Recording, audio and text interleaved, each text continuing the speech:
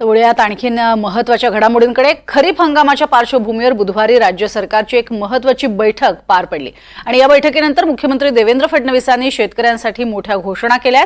कृषी विभागाने शेतकऱ्यांसाठी महाविस्तार ॲप सुरू केले। या ॲपमधून शेतकऱ्यांना विविध सुविधा दिल्या जाणार आहेत।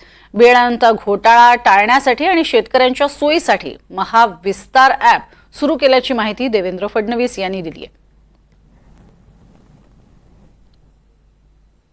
म्हणून या वर्षीपासून केंद्र सरकारला रिक्वेस्ट करून महाराष्ट्राच्या कृषी विभागाने या जे ट्रूथफुल बियाणं आहे हेही साखी पोर्टलवर आणावं लागेल असा नियम केला। केंद्राने देखील मान्यता दिली।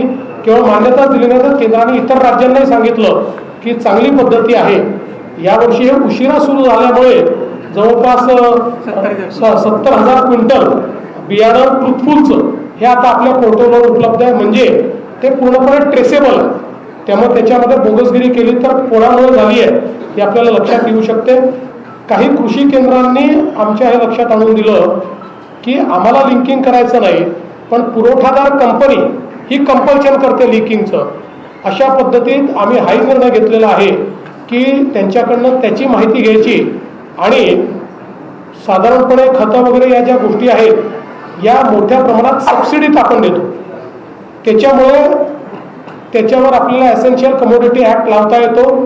त्यामुळे लिंकिंग हा जर कंपन्यांनी केलं तर एसेन्शियल कमोडिटी ॲक्ट किंवा तत्सम कायद्याच्या अंतर्गत त्यांच्यावर कारवाई केली जाईल। यावेळेस म्हणूनच बँकर्सला शिंदेसाहेब आणि मी काल परवा SLBC ला होतो त्यावेळेस आम्ही अतिशय क्लिअरली सांगितलं की तुम्ही दरवेळेस नुसता आदेश काढता पण अंमलबजावणी होताना दिसत नाही।